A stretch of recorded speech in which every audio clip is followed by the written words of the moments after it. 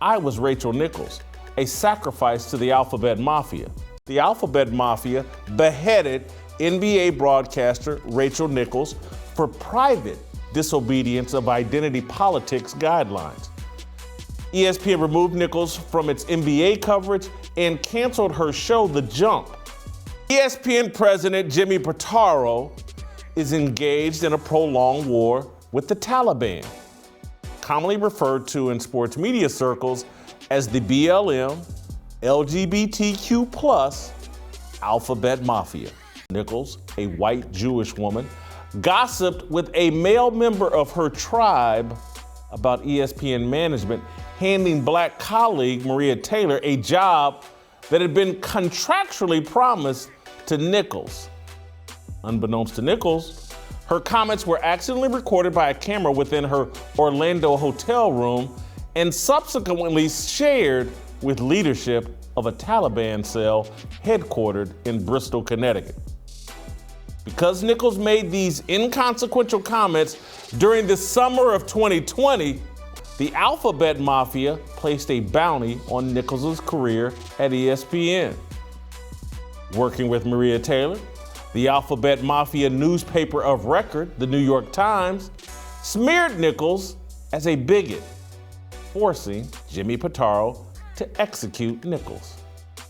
Now, some critics are comparing Pitaro to U.S. President Joe Biden, saying Pitaro's submission to the sports media Taliban is analogous to Biden's catastrophic Afghanistan exit. Quote, in the history of sports media mismanagement, the way ESPN handled Rachel Nichols' situation may not be the worst, but it can make a case. The fiasco was the result of embarrassing, indecisive management from ESPN chairman Jimmy Pitaro on down.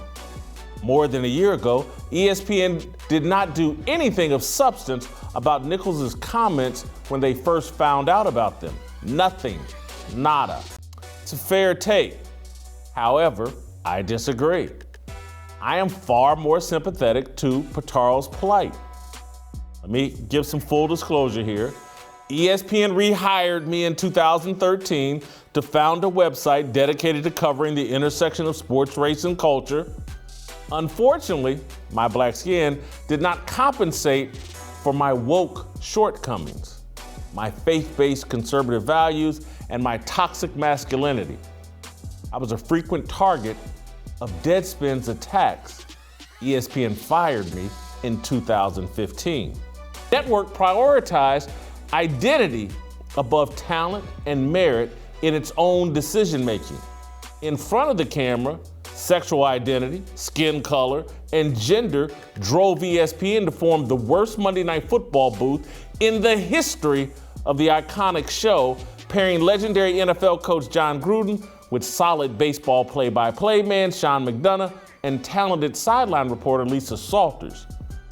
During the broadcast of football games, Gruden and McDonough routinely expressed horror at the level of violence displayed. I'm not making that up. Behind the camera, the sexual identity, skin color, and gender agenda led the network to elevate female executives to supervising positions over studio shows, which led to no impact, mostly attractive female broadcasters landing high-priced hosting jobs on nearly every studio show. Skipper gave huge contracts to Michelle Beadle, Kari Champion, Jamel Hill, Katie Nolan, Samantha Ponder, etc., etc., etc.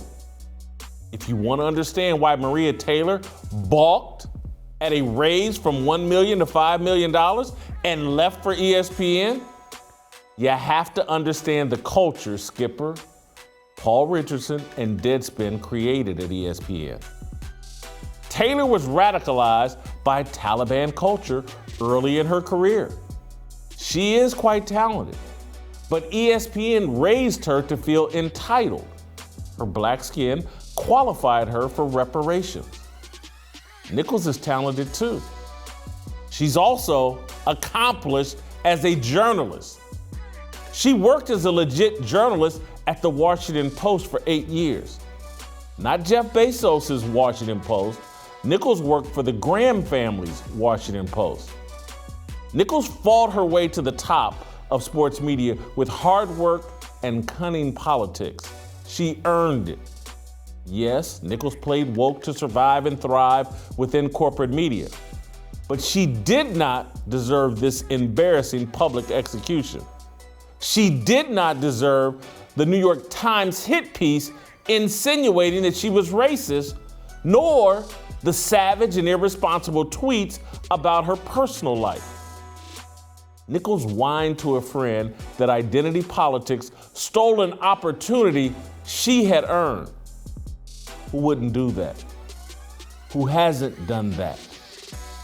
Nichols and Pitaro are victims of a strategy Skipper and Paul Richardson implemented a decade ago.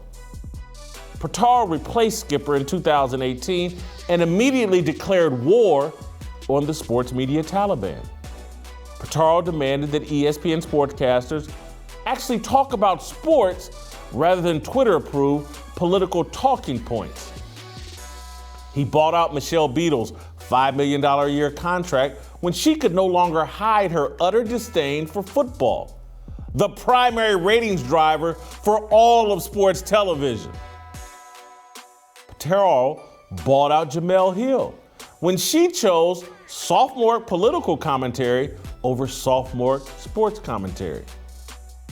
Pitaro declined to participate in the sports media fantasy that a cute Boston bartender, Katie Nolan, was the future of sports television. Pitaro and ESPN Executive Vice President Norby Williamson were having great success smoking insurrectionists out of their Bristol caves. Everything changed in the summer of 2020. It resurrected the Taliban, AKA the Alphabet Mafia. Insurrectionists in sports media and across American culture to seize power and exact revenge on the infidels who stray from or don't adhere to the politics of identity.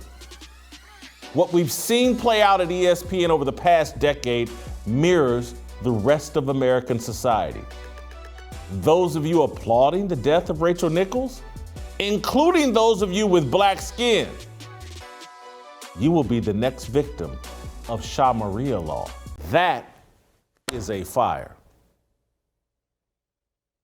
And if you can find the lie in that, please contact me directly. Go to my Twitter feed, anyway, please contact me and tell me where I'm wrong.